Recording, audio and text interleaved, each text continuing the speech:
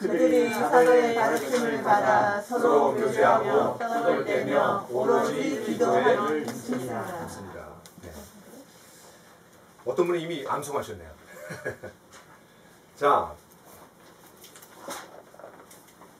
오늘 설교 제목은 바로 그 교회, 바로 그 교회, 사도의 가르침을 받아 세 번째입니다. 최초의 교회는 네 가지에 헌신했습니다. 그렇죠? 이 말씀에 의하면 네 가지에 헌신했습니다.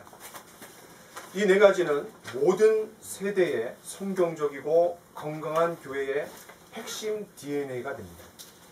모든 교회의 토대가 됩니다. 이상적인 교회는 무엇보다도 말씀의 공동체를 지향합니다. 그렇죠? 이 말씀을 통해서 분명하게 얘기해 주는 것은 이상적인 교회는 말씀이 지배하고 말씀의 토대를 둔 교회입니다. 더 나아가서 이상적인 교회는 전수의 공동체입니다. 전수의 공동체. 그래서 사도의 가르침을 받아 이렇게 표현했다고 우리 지난주에 들을 때 말씀을 좀 자세하게 나눴습니다. 그런데 이런 말씀과 전수의 공동체가 하늘에서 그냥 뚝 떨어진 게 아니에요. 전수라는 말 자체가 그 앞에 어떤 모델이 있었다는 것을 전제로 합니다. 그렇죠? 예를 들어서 봉산 탈출, 인간문화재 누구누구의 전수자다 이런 호칭을 붙였다면 전수 받은 사람이 있는 거고 또 그것을 전수해준 사람이 있습니다. 그 전수해준 사람이 전수받은 자의 모델이 되는 거죠. 그렇죠? 네, 모델이 있는 겁니다. 초대교회 역시 앞선 모델이 있었습니다. 그렇다면 사도의 가르침을 받은 이 초대교회에게 어떤 모델이 있었습니까? 저는 오늘 네 가지의 이 모델들을 좀 살펴보려고 합니다. 첫 번째는 광야교회의 모델입니다. 광야교회. 두 번째는 예수님과 제자들의 모델이 있었습니다. 그 두 모델을 그대로 이어받은 교회가 예루살렘입니다. 초대교회. 첫 번째 교회, 예루살렘. 그 예루살렘 교회는 이후 후세의 두 교회에게 모델이 되었습니다. 그래서 앞에 두 가지는 예루살렘 교회 이전의 모델이고 뒤에 두 모델은 예루살렘 교회를 모델로 삼은 두 교회입니다. 자, 첫 번째 광야교회의 모델입니다. 광야교회의 모델.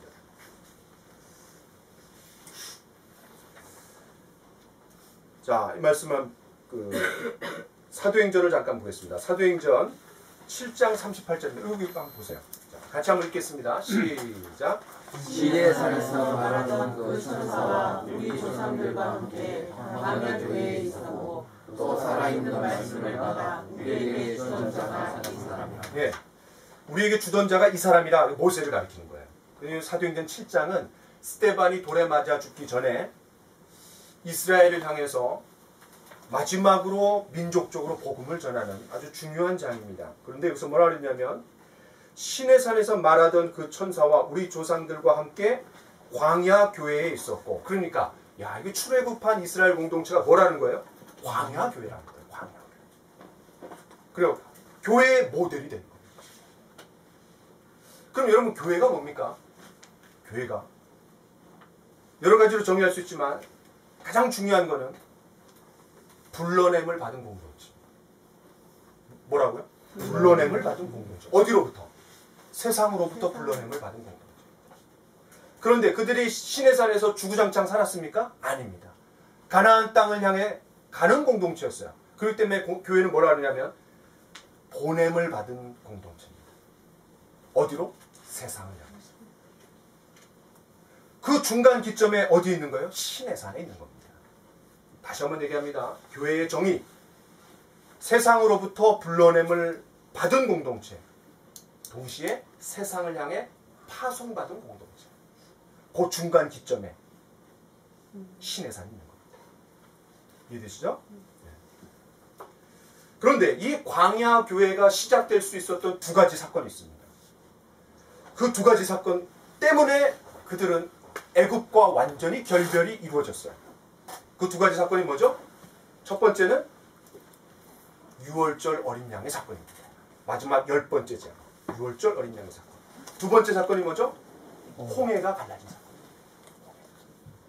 자, 그러면 이것이 신약 성경과 어떻게 연결되는지를 우리가 잠깐 좀 살펴보겠습니다. 첫 번째 말씀을 같이 한번 읽어보겠습니다. 시작. 너희는 누룩 없는 자인데 새 덩어리가 되기 위하여 묵은 누룩을 내버리라. 우리의 유월절 양 곧 그리스도께서 희생되셨느니라. 그러니까 마지막 10번째 재앙을 극복하게 한 그 어린 양은 신약 성경에서 뭐라는 거예요? 예수 그리스도라는 거예요. 그렇죠? 예수 그리스도의 십자가의 죽음으로 풀었어요. 제 얘기가 아니라 이건 바울 사도의 얘기입니다. 두 번째 성경 구절을 한번 읽어보겠습니다. 역시 바울 사도가 쓴 겁니다. 시작. 형제들아, 나는 너희가 알지 못하기를 원하지 아니하노니 우리 조상들이 다 구름 아래 있고 바다 가운데로 지나며 모세에게 속하여 다 구름과 바다에서 세례를 받고, 홍해 사건을 뭐라고 풀었냐면 세례를 받았다라는 거예요. 그러니까 한번 상상을 해보세요. 홍해가 있는데 그 밑으로 바다를 육지처럼 건너가는 거예요. 그리고 양쪽으로 그냥 이 물벽을 이루어갖고 홍해 바다가 갈라진 겁니다. 그러니까 우리가 세례를 받을 때 물속으로 들어가잖아요. 그리고 물속으로 나오잖아요. 물속으로 들어가는 건 예수님의 죽음, 또 나오는 거는 부활을 강조합니다. 어디에 초점이 있어요? 부활의 강조점입니다. 그러니까 이스라엘 백성들이 시내산으로 갈 수 있었던 것은 이 두 가지 사건.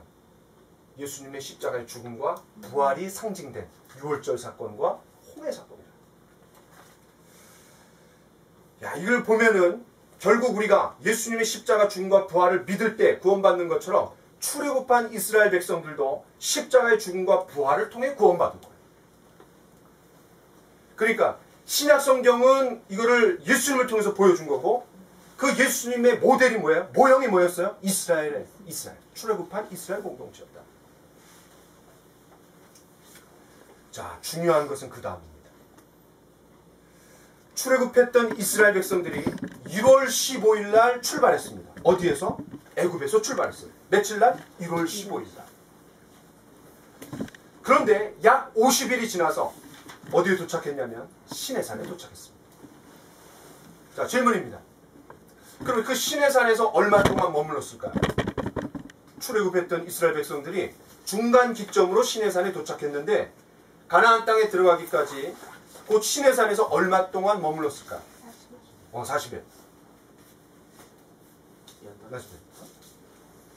네, 갑자기 탁 물어보면 되게 막히죠. 네, 또 다른 분 한번 얘기해 보세요. 1년.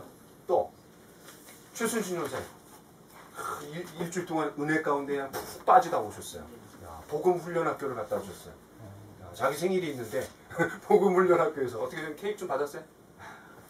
전체 500명한테 축하받은 거 아니에요? 아, 그러지 않았어요. 시내산에서 며칠 동안 있었을 것 같아요. 이스라엘 백성들이. 며칠 동안 있었을 것 같아요. 장병이. 자, 그럼 한번 보겠습니다. 네. 1년. 자, 보겠습니다. 자, 여러분, 출애굽기 19장으로 가보세요. 이건 너무너무 중요한 겁니다. 너무너무 중요한 거기 때문에 제가 아주 강조합니다. 출애굽기 19장 1절. 자, 1절을 출애굽기 421페이지. 네. 변경제 옆에도 도와주세요. 출애굽기 19장 1절. 너무너무 중요한 거는 제가 꼭 성경을 직접 읽게 합니다. PPT 올리지 않고. 자, 같이 한번 읽어보겠습니다. 시작. 이스라엘 자손이 애굽 땅을 떠난 지 3개월이 되던 날 그들이 시내 광야에 이르니라. 그러니까 마지막 10번째 재앙을 그달 첫날로 삼으라 그랬어요. 그렇죠? 너희의 첫날로 삼으라 그랬어요. 출애굽기 12장에. 그러니까 요거는 지금 1월 15일 날 출발해 갖고, 여러분 1월 10일 날 양을 잡아 갖고 5일 있다가 1월 14일 날 잡았잖아요. 죽였잖아요. 기억나시죠? 그리고 그날 밤 1월 15일 밤에 출발한 거예요. 그래서 며칠 날 도착했냐? 정확하게는 3월 3일에 도착했습니다. 여러분 성경에는 3개월이 되던 날 이랬는데 그걸 정확하게 원어적으로 따지면 3월 3일이에요. 그러니까 출애굽해갖고 약 50일이 지나고 도착했어요. 자, 그 다음 민수기 10장 11절을 보겠습니다. 민수기 10장 11절. 자, 민수기. 네, 출애굽기 다음에는 레위기고 그 다음에는 민수기입니다. 민수기 10장 11절이에요. 자, 민수기 10장 11절. 자, 같이 한번 읽어보겠습니다. 시작.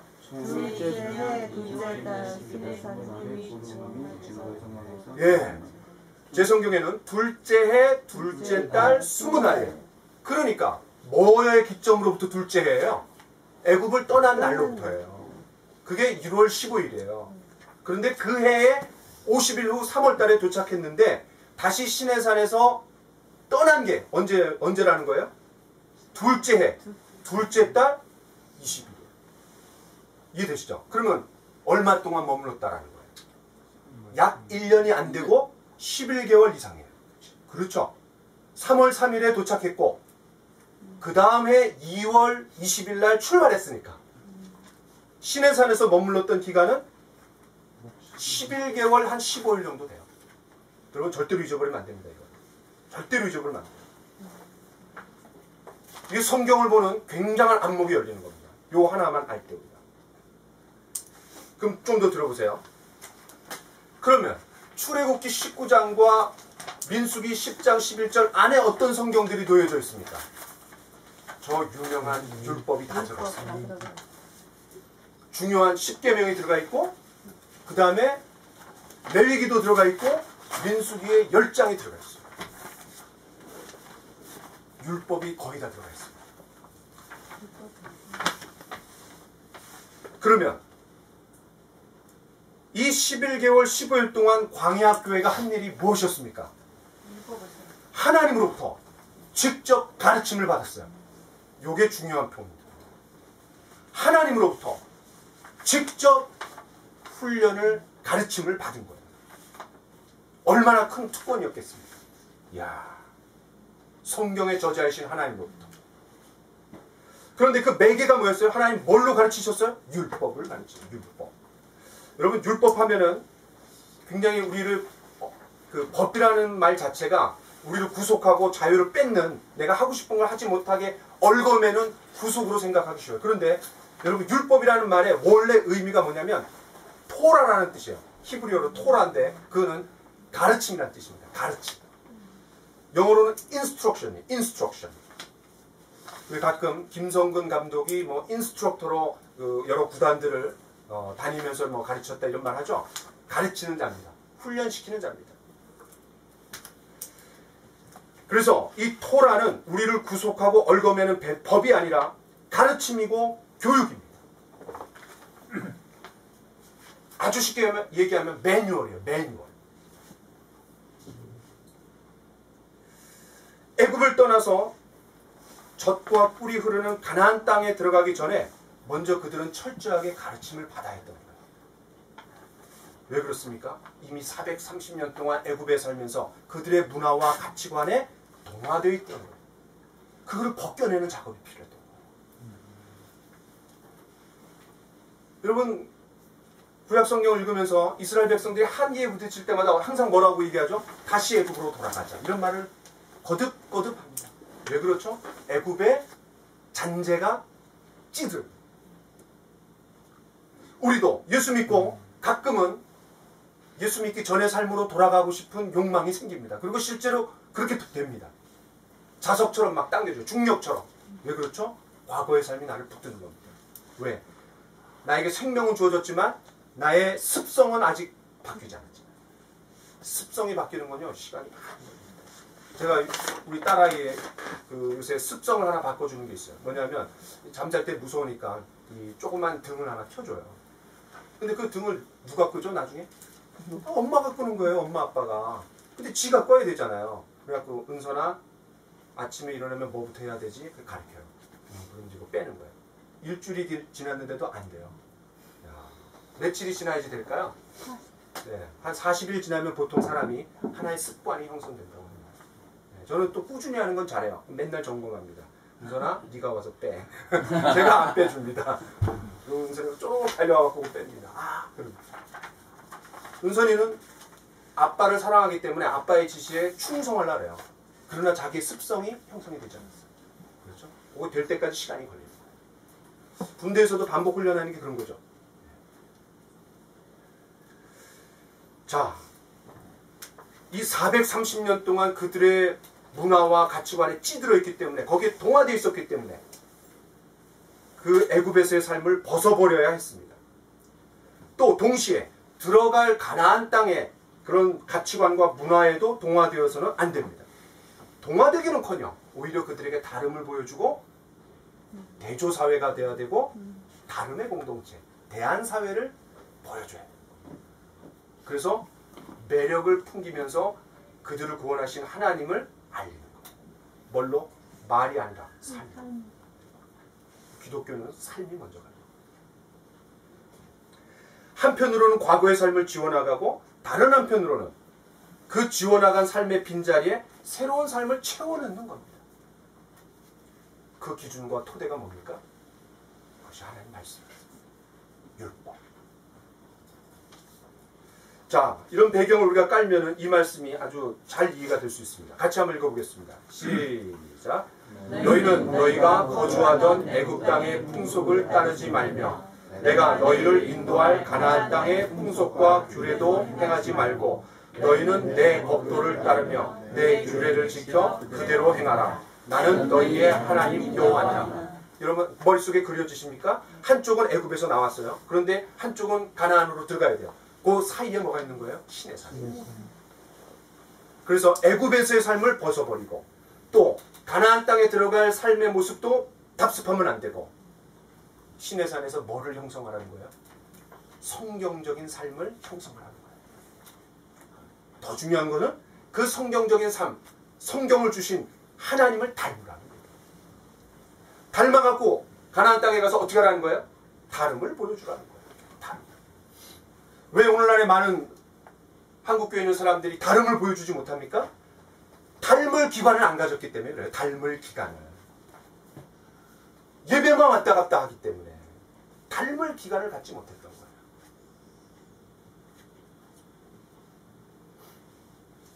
이처럼 사도행전 2장의 초대교회는 광야교회의 모델을 가졌습니다.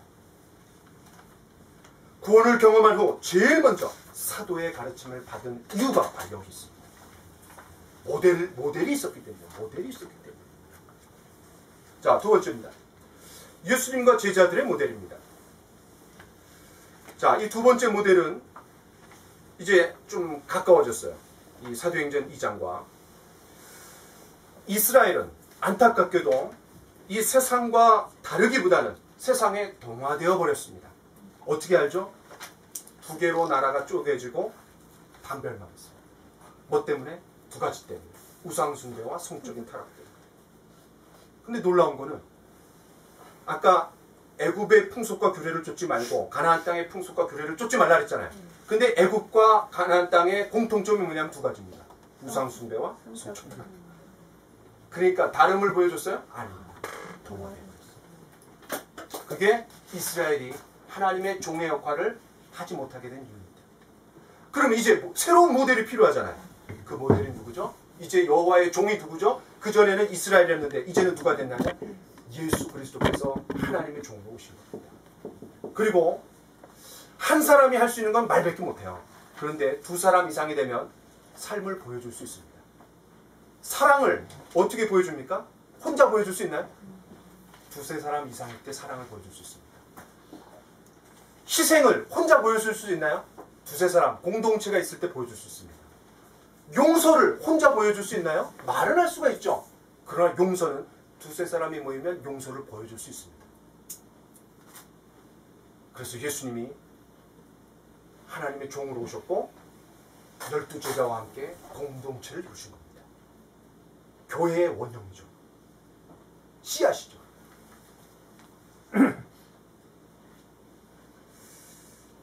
자, 그래서 이 교회를 뭐라 하냐면 새로운 이스라엘이라고 합니다. New Israel. 새로운 이스라엘. 그렇다면 이 예수님과 제자들의 모델이 사도의 가르침을 받아와 무슨 연관이 있습니까? 자, 이제 마태복음 4장으로 가보겠습니다. 자, 마태복음 4장입니다. 신약성경 마태복음 4장.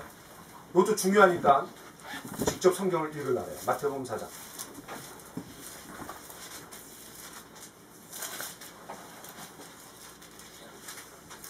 자, 마태복음 4장에 보면 17절. 이때부터 예수께서 비로소 전파하여 이르시되 회개하라 천국이 가까웠느니라. 예수님께서 첫 번째 메시지를 전하셨어요. 복음을 전하신 거죠. 그 다음 18절부터 22절까지 그 복음에 반응한 사람들이 누구였냐면 제자들이었습니다. 그래서 그 제자들이 예수님의 제자가 됐어요.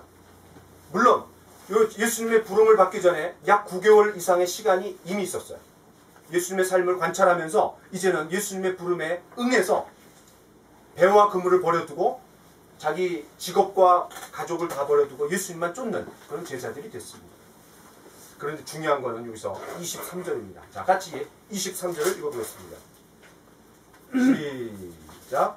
예수께서 온 갈릴리에 두루 다니사 그들의 회당에서 가르치시며 천국 복음을 전파하시며 백성 중에 모든 병과 모든 약한 것을 고치시니. 여기 중요한 단어가 세 단어가 나옵니다.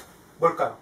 가르치시며. 예, 첫 번째 가르치시며, 두 번째 전파하시며. 그런데 천국 복음을 전파하시며, 세 번째 뭐예요? 고치시며. 그러니까 teaching, preaching, healing 이 세 가지. 이게 뭐냐면 예수님의 3대 사역이에요. 이게 왜 중요하죠? 제자들을 뽑았어요. 그 제자들을 뽑은 다음에 예수님이 첫 번째로 보여준 시범입니다. 야, 그러니까 얼마나 이 제자들의 머릿속에 각인이 됐겠어요. 예수님이 보여주신 시범이기 때문에. 그렇죠? 자, 그러면 그 가르치신 사역의 대표적인 게 뭐죠? 5장, 6장, 7장입니다. 그래서 마태복음 5장, 6장, 7장을 뭐라 그래요? 산상순이라 그래요. 예수님의 탁월한 가르침. 율법을 뒤집는, 아니 율법을 더 보완하는 산상순의 가르침입니다. 그 다음 8장, 9장. 두 장에서는 여러분 나중에 꼭 집에 가셔서 읽어보세요. 5, 6, 7 요 세 장은 가르침이에요. 근데 이 가르침에 걸맞는 실증을 해야 되잖아요. 예수님이. 그래서 8장, 9장은 기적이 나옵니다. 기적이 몇 개 나오게요? 10개의 기적이 나옵니다. 왜 그럴까요? 5장, 6장, 7장이 10개의 가르침입니다. 이게 신기합니다. 10개의 가르침을 줬죠? 10개의 기적을 베풉니다.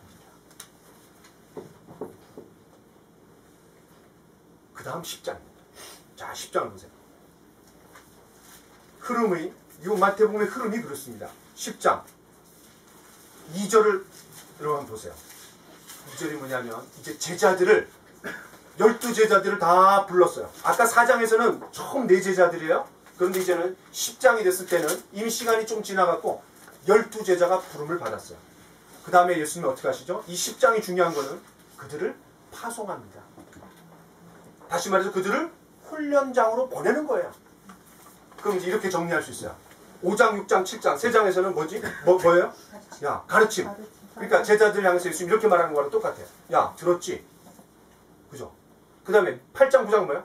봤지? 그 다음에 뭐예요? 해봐. 야, 들었지? 봤지? 해봐. 이게 4장부터 10장까지의 흐름입니다. 아니 놀라운 거예요.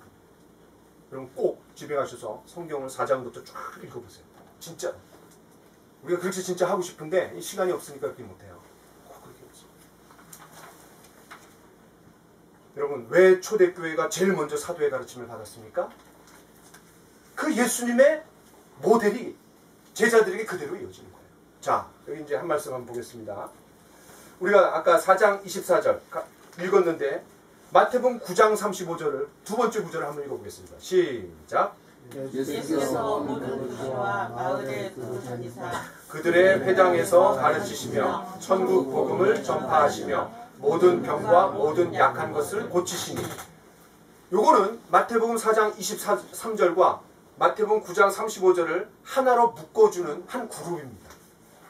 아주 쉽게 생각하려면 여러분이 이쪽 괄호, 이쪽 괄호, 괄호로 묶어버렸어요. 그 말은 뭐예요? 예수님의 사역을 시작부터 끝까지 괄호로 묶었어요.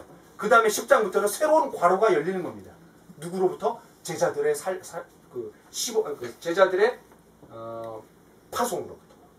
그러면 예수님의 사역의 3대 가르침, 3대 사역이 뭐예요? 가르치고 천국 복음을 전파하시고 그 다음에 고치시고. 제일 첫 번째가 뭐예요? 가르치시고.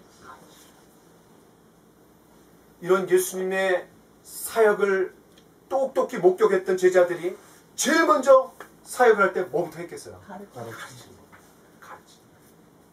그래서 사도행전 2장 42절에 그들이 사도의 가르침을 받아 가르침이 나오는 거예요.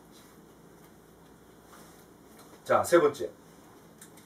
우리가 이제 앞에 두 모델은 예루살렘 교회, 초대교회 앞에 있었던 모델입니다.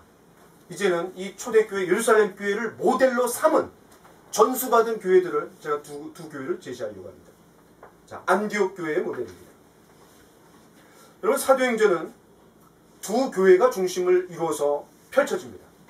1장부터 12장까지는 예루살렘 교회가 중심이에요.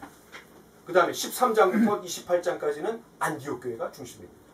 그러니까 사도행전은 상권과 학원으로 나눠져 있다는 얘기고, 상권은 중심이 예루살렘 교회, 학원은 안디옥 교회. 그런데 그 안디옥 교회가 뭘 모델로 삼았겠어요? 당연히 예루살렘 교회를 모델로 삼았겠죠. 자, 그런 배경을 가지고 좀 사도행전 11장으로 넘어가 보겠습니다. 사도행전 11장.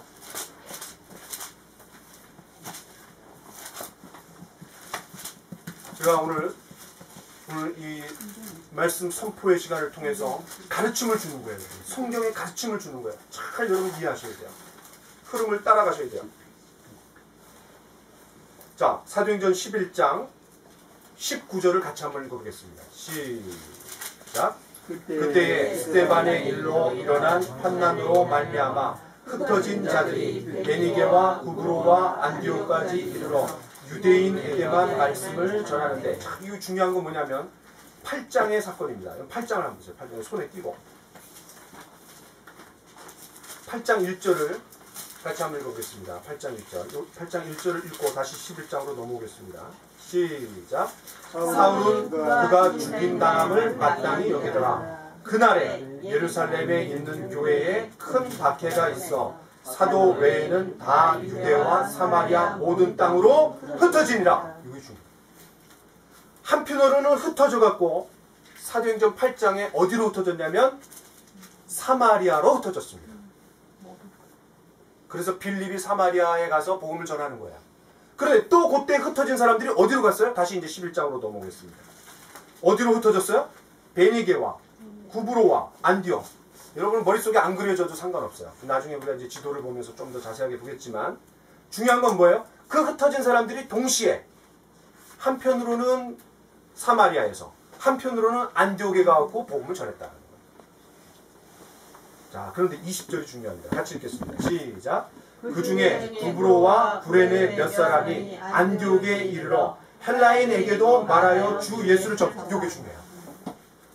대부분 유대인들에게 복음을 전했는데 그 몇 사람은 이방인들에게 복음을 전했대요. 야, 그래서 이방인들이 구원받고 모여진 교회가 안디옥 교회예요. 그러니까 유대인과 이방인이 합쳐진 거죠. 21절 같이 읽겠습니다. 시작. 주의 손이 그들과 함께 하심에 수많은 사람들이 믿고 주께 돌아왔더라. 이렇게 해서 생겨난 교회가 안디옥 교회입니다. 이때 예루살렘 교회가 어떤 조치를 내리죠? 모교회예요. 모교회. 엄마 교회가 이제 조치를 내립니다. 세워진 신생교회를 향해서 22절 같이 읽겠습니다. 시작. 예루살렘 교회가 이 사람들의 소문을 듣고 바나바를 안디옥까지 보냈어요. 누구를 보냈어요? 바나바를 보냈어요. 질문입니다. 왜 바나바를 보냈을까요? 수많은 사람들이 있는데 왜 바나바를 보냈을까요? 여러분, 바나바를 보낸 특별한 이유가 있습니다. 자, 바나바가 나오는지 봐야 되죠. 사도행전 4장입니다. 사도행전 4장 37절을 읽어보겠습니다. 36절 37절 같이 시작. 구브로에서 난 레위족 사람이 있으니 이름은 요셉이라. 사도들이 일컬어 바나바라. 번역하면 위로의 아들이라. 원래 이름은 요셉인데 이 사람이 사람들을 위로하고 격려하고 섬기는 일 너무 잘하니까 별명이 이름이 됐어요. 그 바나바예요. 자 37절 시작. 그가 밭이 있음에 팔아 그 값을 가지고 사도들의 발 앞에 두니라. 여기서 중요한 거는 사도들의 발 앞에 두니라라는 표현이 중요해요.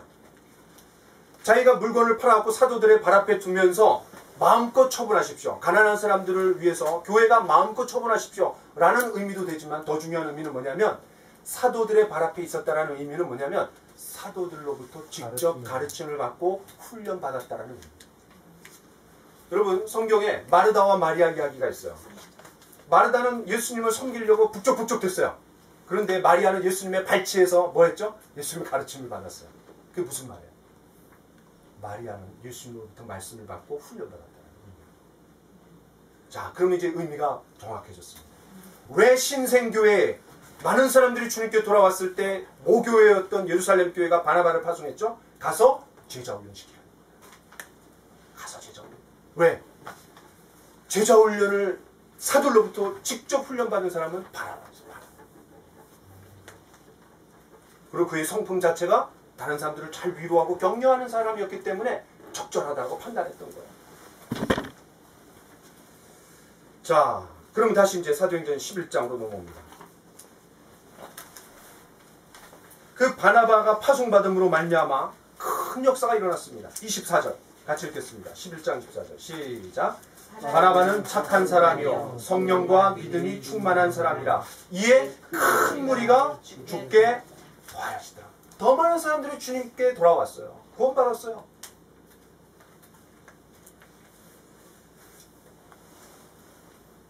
이때 놀라운 일이 일어납니다. 바나바가 다소성에 가서 누구를 데려오죠? 바울을 데려옵니다. 사울. 이름이 바뀌어지기 전에는 사울이죠. 동역자 사울을 데려옵니다. 그리고 와서 도와달라는 거예요. 26절을 읽어보겠습니다. 시작. 만남에 안디옥에 데리고 와서 둘이 교회에 1년간 모여있어 큰 무리를 가르쳤고, 어떻게 했어요? 함께 동역하면서 제일 먼저 뭐 했어요? 그들에게 가르쳤어요. 가르쳤어요.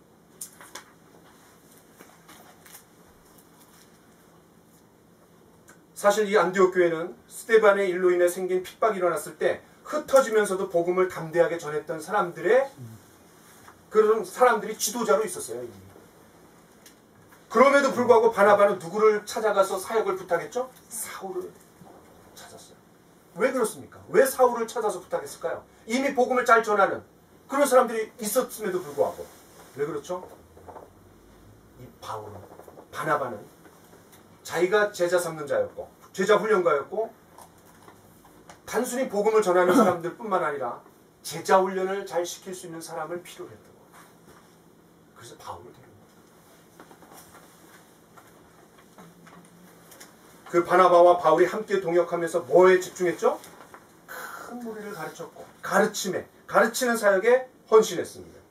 그 결과가 뭐죠? 어떤 사람들이 튀어나오게 됐죠? 그 결과 26절 뒤를 읽어보겠습니다. 가르쳤고 그 다음에 시작. 제자들이 안디옥에서 비로소 그리스도인이라 일컬음을 받게 되었더라. 누가 나왔어요? 그리스도인들이 나오게 됐습니다. 여러분 그리스도인이란 말이 무슨 말이죠? 그리스도를 닮은 사람들이라는 뜻이에요. 쉽게 얘기하면 예수님들. 예수님을 꼭 닮은 사람들이 나왔다는 거예요. 이게 제자훈련의 결과입니다. 이게 가르침의 결과입니다. 여러분 하나님의 말씀을 기준으로 삼아서 예수 믿기 전의 삶을 벗어버리고 예수 믿은 후의 삶을 덧입었을 때 세상 사람들이 보기에도 예수님을 닮은 사람들이 나온 거예요. 교회만 왔다 갔다 해갖고 예배에만 왔다 갔다 해갖고 이렇게 예수님 닮은 사람들이 나올 수가 없습니다. 이처럼 이상적인 교회인 예루살렘 교회는 사도의 가르침을 받아라는 측면에서 예루살렘 교회를 모델로 삼았습니다. 자, 마지막 네 번째입니다. 네 번째는 존 웨슬리의 메소디스트 모델입니다. 이거는 이제 18세기 1700년대에 일어났던 아주 큰 운동이었어요. 근데 제가 왜 존 웨슬리의 메소디스트 모델을 제시하는지 좀 설명해 보려고 해요. 먼저 여러분 메소디스트란 말이 좀 어려우실 수 있어요. 이거는 영어로 method, 방법, 거기다 ist를 붙여갖고 방법주의자, 규칙주의자라는 뜻이에요. 그 메소디스트 하면 방법주의자, 규칙주의자. 왜 이런 별명이 붙었냐면은 여러분 안디옥 교회에서 제자들이 그리스도인이라고 처음으로 불리게 되었는데 쉽게 말하면 아까 예수쟁이라고 했습니다. 그러면 그 예수쟁이라는 거는 내부 공동체에서 그렇게 손가락질하면서 비난하면서 불렸을까요? 아니면 바깥에 있는 사람들이 그렇게 손가락질하고 비난하면서 불렸던 이름이었을까요? 바깥에서 사람들이 얘기한 거죠. 마찬가지로 이 메소디스트는 옥스퍼드 대학에 다니는 아주 똑똑한 청년들이 월요일, 화요일, 수요일, 목요일, 금요일, 토요일, 주일 다 모여갖고 뭐 했냐면은 주일은 예배드리고 저녁 때 모여갖고 그 신학 서적을 읽는다. 월요일은 성경을 헬라어로 읽는다. 화요일은 뭐 금식을 한다. 금요일은 금식한다. 수요일은 제소자들을 방문하고 보고 이렇게 매일매일 규칙이 있었던 거야. 매일. 그러니까 사람들이 뭐야? 아유 저 규칙주의자들, 아유 저 방법주의자들, 저렇게 바리새인처럼 율법주의자들처럼 친구들이 막 놀린 거예요. 저 메소디스트들. 근데 그게 한 교단의 이름이 됐습니다. 감리교를 뭐라 그래요? 메소디스트라고. 근데 놀랍죠? 그리스도인이란 말도 어떻게 생겨났다고요? 아유 저 예수쟁이들 이렇게 시작됩니다.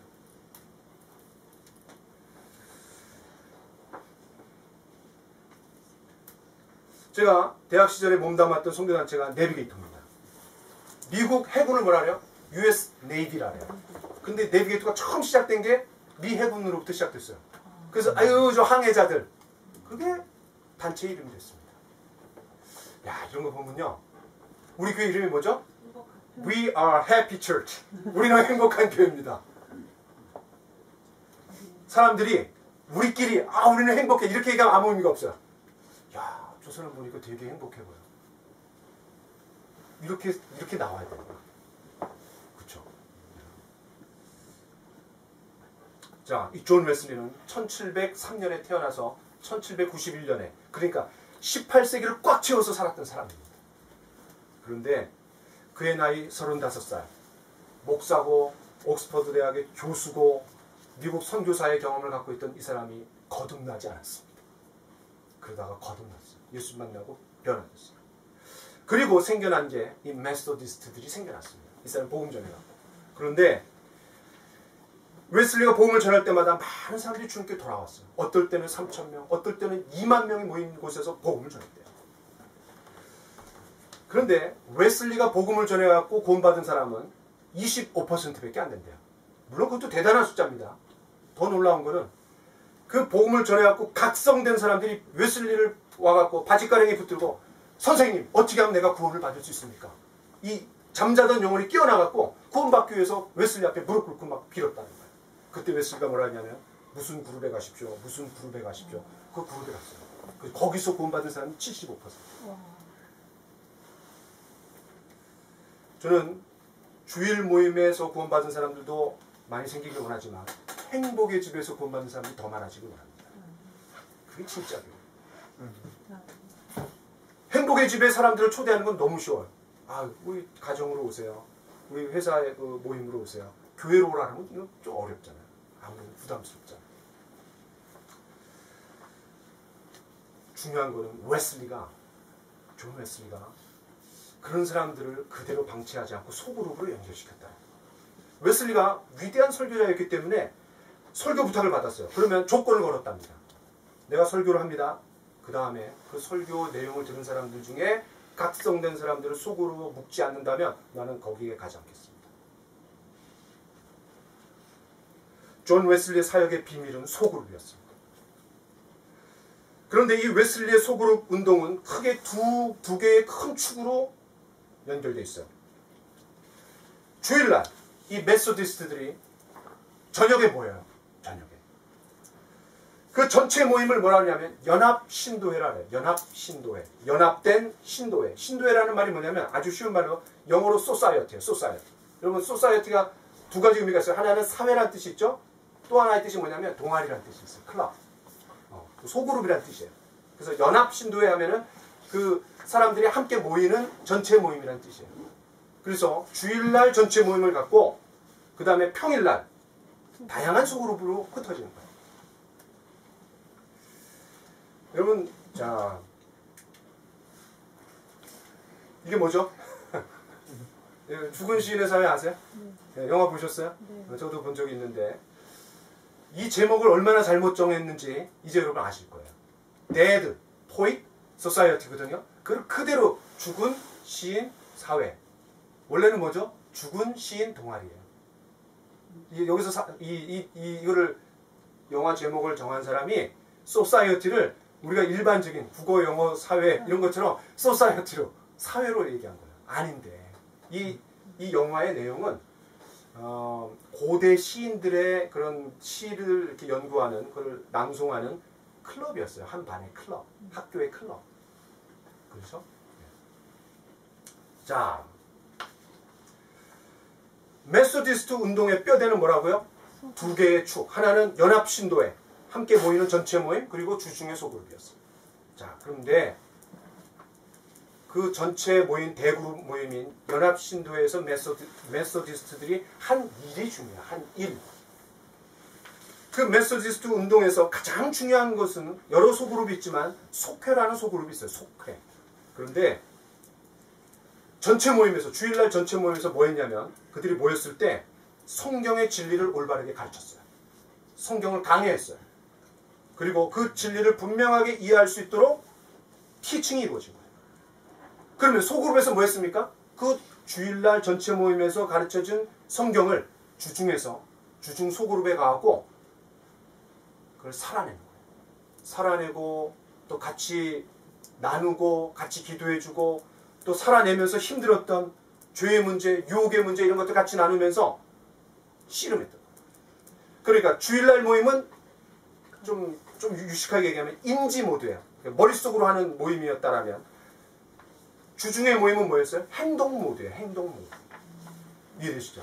그러니까 주일날은 개념과 방향을 주고 주중에는 개념과 방향을 깨달아갖고 내 삶으로 살아내보면서 겪었던 어려움들, 성공담, 실패담을 함께 나누는 거예요. 야, 그러니까 왜 제가 존 웨슬리와 메소디스트 운동을 제시했냐면 초대교회에 가장 근접한 초대교회를 가장 잘 교회사에서 살아낸 그룹들이 뭐냐면 요 메소디스트들. 그래서 우리나라의 교파 중에 어디가 제일 세죠? 장로교가 제일 셉니다. 압도적으로 셉니다. 그러나 이거는 전 세계적으로 보면 기이한 현상입니다. 전 세계적으로 보면 장로교는 너무나 작아요. 우리나라만 특이한 겁니다. 전 세계적으로 어디가 제일 클까요? 웨슬리의 가르침을 받는 웨슬리의 우산 아래에 있는 사람들이 제일 많습니다. 압도적으로. 대표적인 게 누구죠? 감리교. 그 다음에 구세군. 그 다음에 성결교. 그 다음에 나사렛. 그 다음에 일부 침례교. 그리고 일부 순복음. 그 외에 더 많아요. 여러분이 알고 있는 그런 이름 내에서 그 정도 제가 언급했는데 압도적으로 많습니다. 왜 그렇죠? 웨슬리의 가르침이 놀라운 거예요. 왜? 사도행전 2장이 근접해요.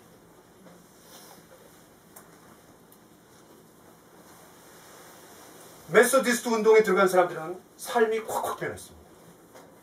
주일날 개념을 받고 아, 성경이 이런 걸 말하는구나. 성경에서 이걸 가르치는구나.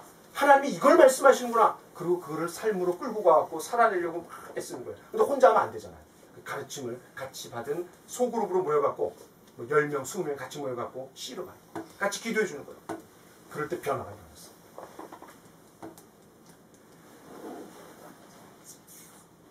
여러분, 그 당시에 프랑스에서는 어떤 일이 일어났죠?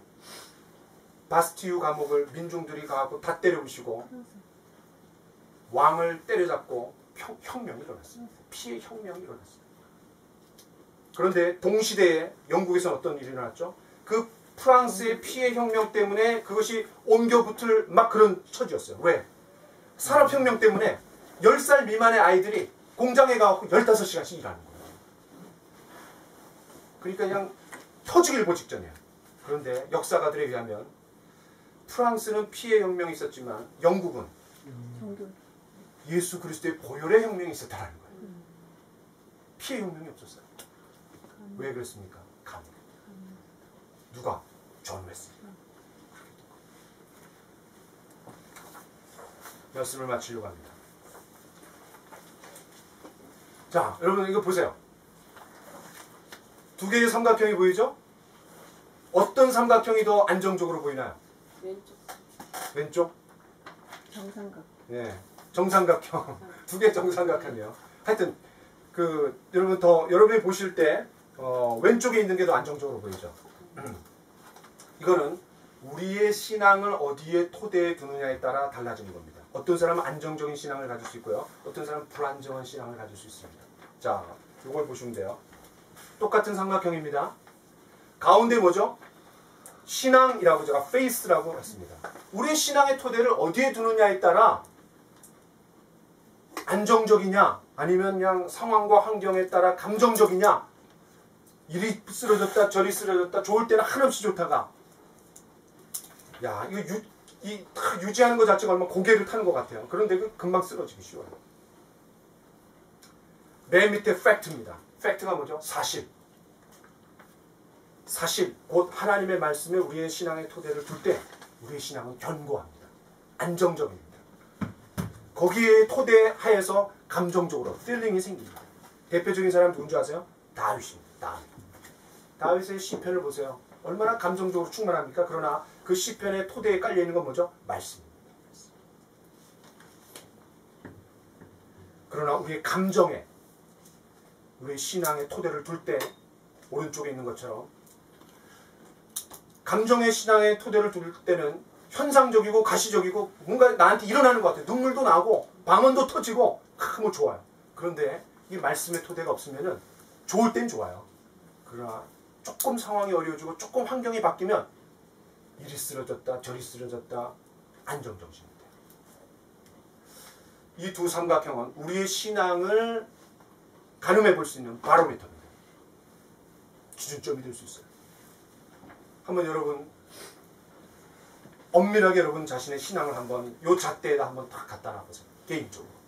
아, 나의 신앙은 왼쪽에 있는 삼각형인가 아니면 오른쪽에 있는 삼각형인가. 나의 신앙은 어떤 유형으로 지금까지 형성되어 왔는가. 잘 생각해보세요. 어떻게 초대교회가 극심한 박해와 고난을 이겨낼 수 있었습니까? 그들이 신앙을 하나님의 말씀에 뿌리를 내렸기 때문에, 말씀의 공동체였기 때문에, 그리고 그 말씀과 삶이 전수된 제자훈련의 공동체였기 때문에 가능했습니다. 저는 우리 행복한 교회도 광야교회처럼, 예수님과 제자들의 모델처럼, 안디옥 교회의 모델처럼, 그리고 웨슬리와 메소디스트들의 모델처럼 말씀의 공동체, 또 제자훈련의 공동체가 되길 바랍니다. 매일매일 말씀과 기도로 주님과 교제하고, 또 주일날 강해 설교와 성경 공부를 통해서 개념과 방향이 제시되고, 그리고 주중에 그것을 살아내면서 행복의 집에 모일 때 함께 나누고 기도해주고 서로 도전해주는 말씀을 경험하면서 변화하는 공동체가 되기를 바랍니다.